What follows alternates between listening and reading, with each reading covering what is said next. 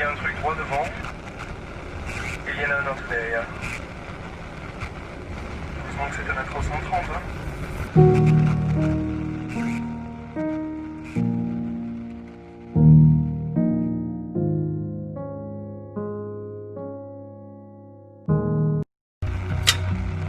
Ça n'affiche pas la bonne vitesse. Alors, qu'est-ce qui se passe, bordel? J'ai plus du tout le contrôle de l'avion. Non, non, non, non, non, ne recouvre pas. Non, non, non, non, descends. Hold up! Vai taper. Olá, me chamo Delmiro Maia. Fazemos parte de uma turma de Psicologia do Trabalho, ministrada pelo professor Ivan Bolis, da Universidade Federal da Paraíba, período 2020.1. Nosso grupo é composto por Ayrton Morato, Brenda Bandeira, Caio Fernandes, Clarissa Maia e Delmiro Maia. Hoje iremos apresentar o acidente que abalou o mundo, sendo o mais grave da história da companhia Air France, envolvendo o Airbus A330, considerado um dos modelos mais modernos e seguros. No dia 1º de junho de 2009, caiu no Oceano Atlântico sem deixar sobreviventes. Ao longo dos 87 anos da companhia de aviação Air France, houveram um total de 27 acidentes e 13 incidentes, considerados graves, a grande maioria envolvendo perdas de vidas. Agora eu vou passar o slide e mostrar para vocês algum desses acontecimentos. Como vocês podem observar, temos fotos da busca pelo avião, temos algumas fotos do próprio avião em si, e também temos uma foto na esquerda da caixa preta, que é algo que nós explicaremos um pouco mais na frente. Seguindo para o próximo slide, e falando um pouco sobre a contextualização do acidente, nós vamos observar o quantitativo de acidentes por década até os dias atuais. Note-se que, na década de 50 e 60, foi o período com mais acidentes, um total de 15 ocorridos apenas nessas duas décadas. Nos anos 2000, período em que ocorreu o acidente estudado, esse número diminuiu, totalizando 3 acidentes, sendo o AF447 o mais grave da história da companhia. Para o próximo slide, nós vamos seguir vendo mais uma tabela. E como nós podemos ver, é apresentado todos os acidentes organizados por década, local, data e número de vítimas. O último acidente grave que ocorreu foi o que nós iremos trabalhar hoje. Caso você queira dar uma olhada a fundo na tabela, é só dar o pausezinho no vídeo. Enfim, vamos prosseguir. Ainda no tópico de contextualização do acidente, nós iremos falar um pouco sobre a empresa. A Air France é uma linha aérea francesa, subsidiária da Air France KLM. Foi fundada em 1933 e é a maior companhia aérea da França, empregando mais de 84 mil pessoas em 2020. Continuando no tópico de contextualização do acidente, agora eu vou passar a palavra para o meu amigo Caio. Iniciando agora com alguns dados de onde a Air France se localiza. Ela fica na cidade de Paris, que é a capital da França. A França, ela tem um total de 62,6 milhões de habitantes e tem uma área de 551.500 quilômetros quadrados. A economia da França, ela é uma das mais fortalecidas do mundo. No próximo slide, a gente pode analisar algumas posturas que a empresa tem no tocante à segurança dos trabalhadores e dos clientes. A companhia teve medidas preventivas, como práticas no treino de pilotos e na certificação de aeronaves, e como a própria empresa sempre diz, o foco, a prioridade da empresa é a segurança de seus voos. No próximo slide, algumas características do processo produtivo. O processo produtivo da aviação é o voo, e o principal ator desse processo é o piloto. A principal função dele é de garantir a segurança durante todo o voo e levar os passageiros ao destino de forma confortável e segura.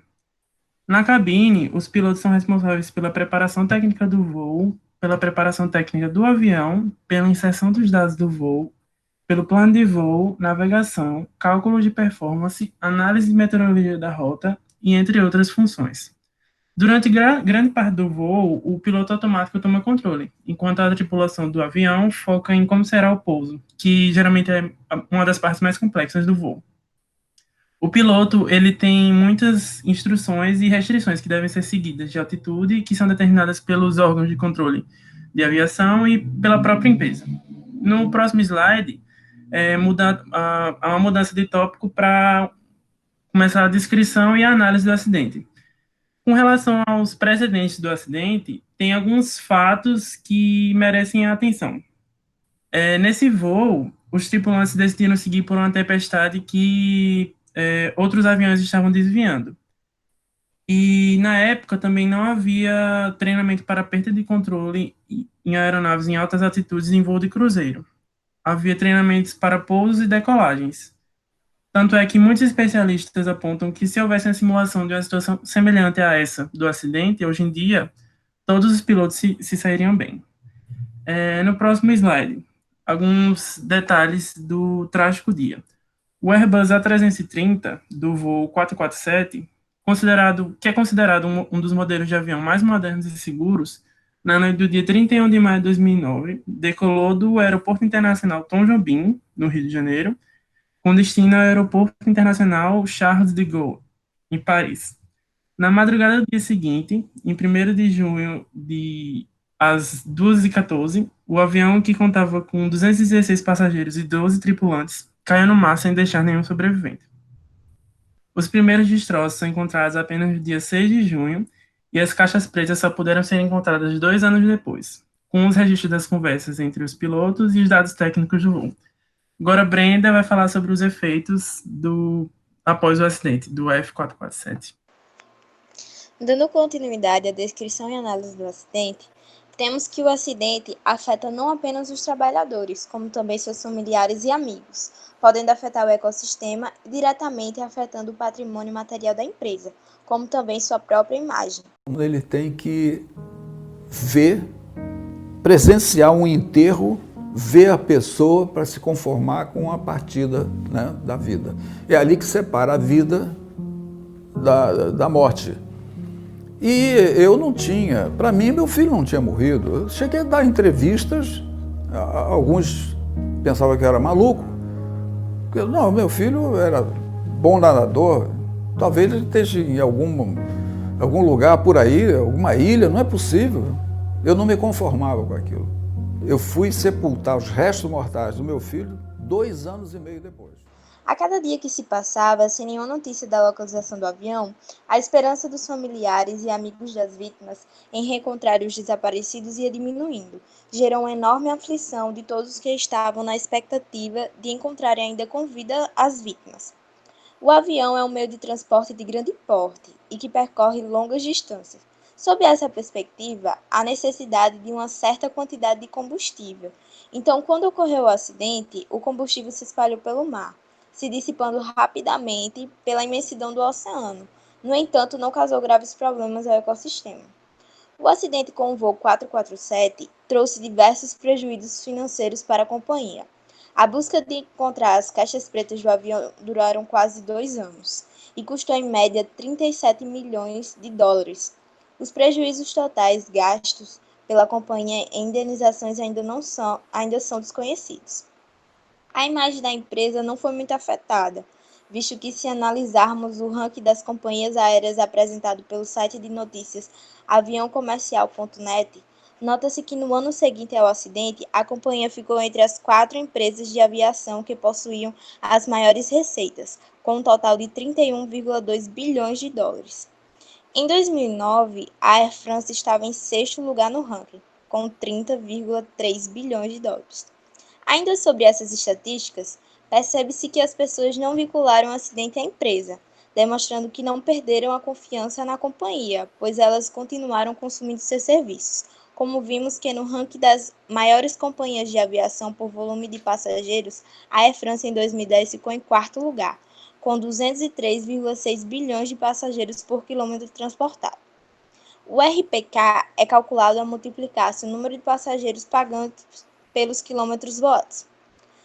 Para o próximo slide, vamos ver que o avião ele é considerado o meio de transporte mais seguro que existe. O blog Psicologia Viva divulgou uma pesquisa realizada em 2015, que calculou as chances de alguém morrer em um acidente aéreo com probabilidade de 1 em 8.450.000. Quem não fica muito tranquilo é o piloto.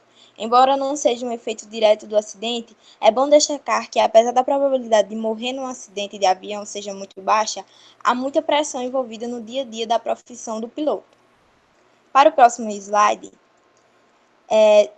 se tentarmos entender os motivos que levaram à ocorrência do acidente, sua origem inicial foi referente a uma falha técnica na aeronave, a qual o pitot teve sua funcionalidade interrompida por ter sido entupido por cristais de gelo ao passarem por uma tempestade.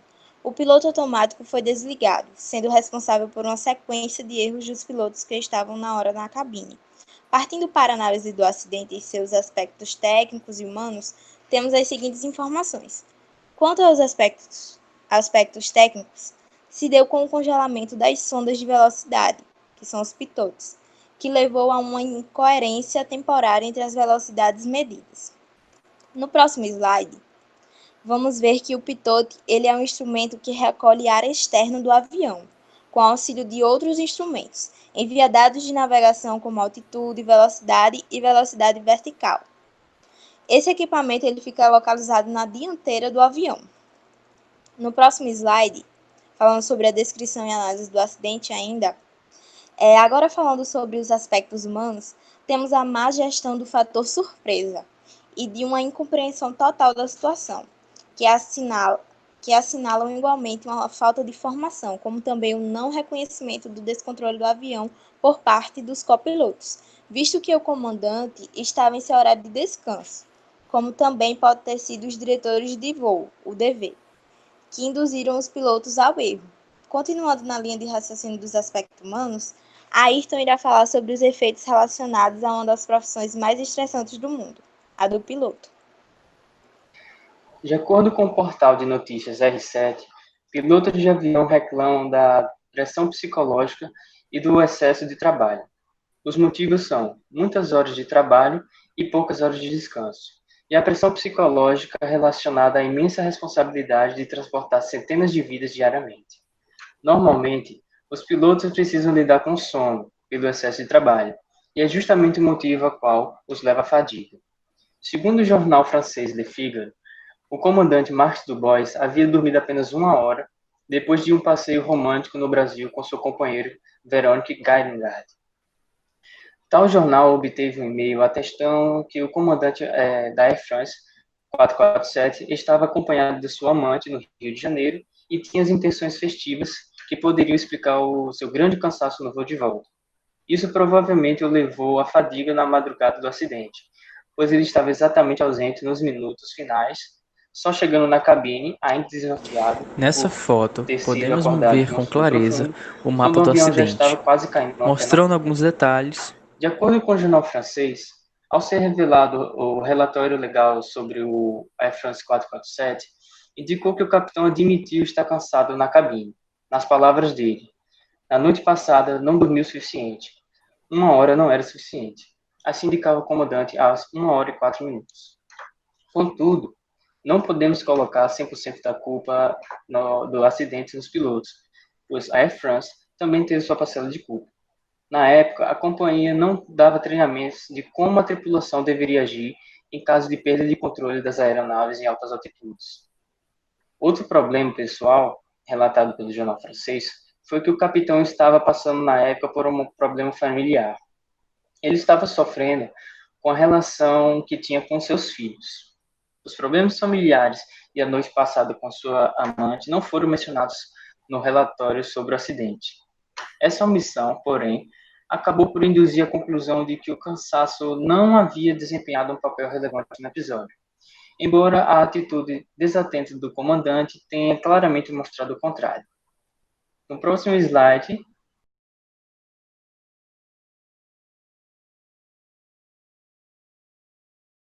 como o local no qual ele caiu e alguns dados sobre o próprio avião, como, por exemplo, a fabricação dele, que foi no ano de 2005.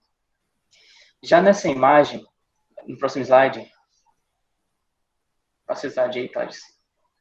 Já nessa imagem, temos uma explicação mais breve dos motivos na qual fizeram o avião cair, em uma sequência cronológica.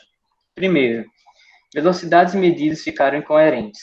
Segundo, Os copilotos não haviam sido treinados para tal situação. Terceiro, nenhum dos pilotos faz referência ao alarme histórico. Quarto, esse alarme soou por 54 segundos. Quinto, os motores em nenhum momento deixaram de funcionar e os copilotos não anunciaram aos passageiros sobre os problemas. Sexto, o momento do desastre. No próximo slide, mostra como foram os últimos minutos do voo, indo do momento em que o alarme de stall foi soado até o momento da catástrofe. Conforme os dados da caixa preta, o avião encontrava-se numa velocidade de 200 km por hora. A descida durou cerca de 3 minutos e 30 segundos. Agora passo a palavra para Clarissa.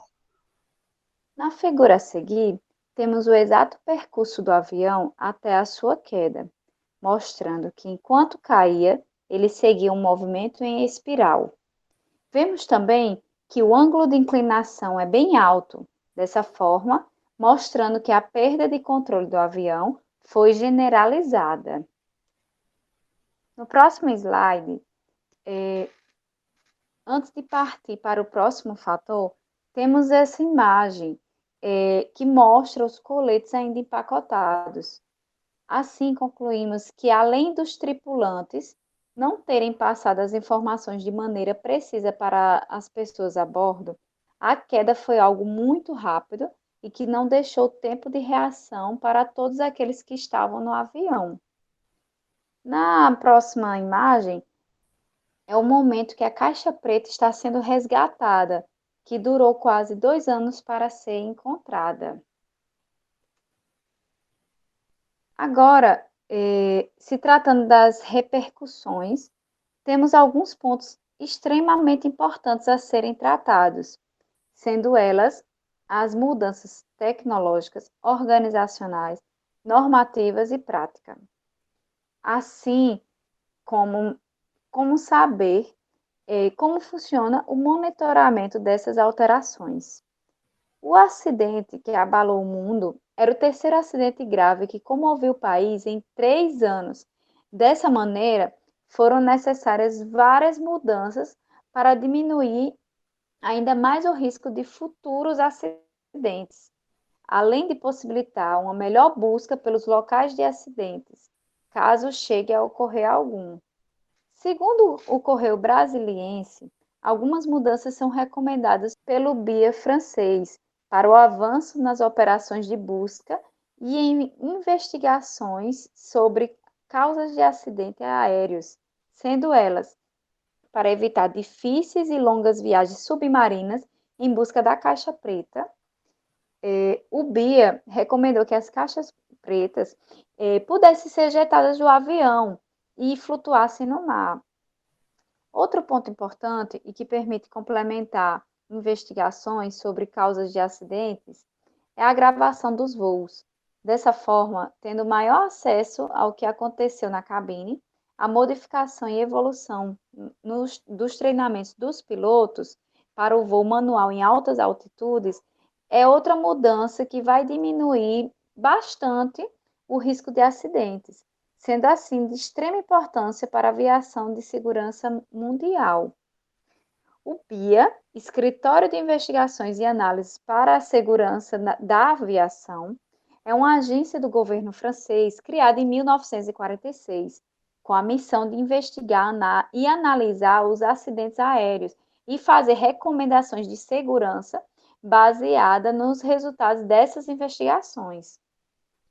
O reforço no treinamento de CRM para situações de alta carga emocional também é algo que vai suavizar bastante o peso que os pilotos carregam ao decolarem. CRM é uma das ferramentas mais importantes de segurança operacional da aviação que já foram feitas.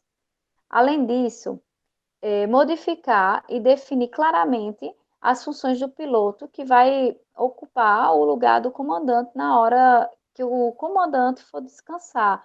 É algo essencial para o bom andamento do voo.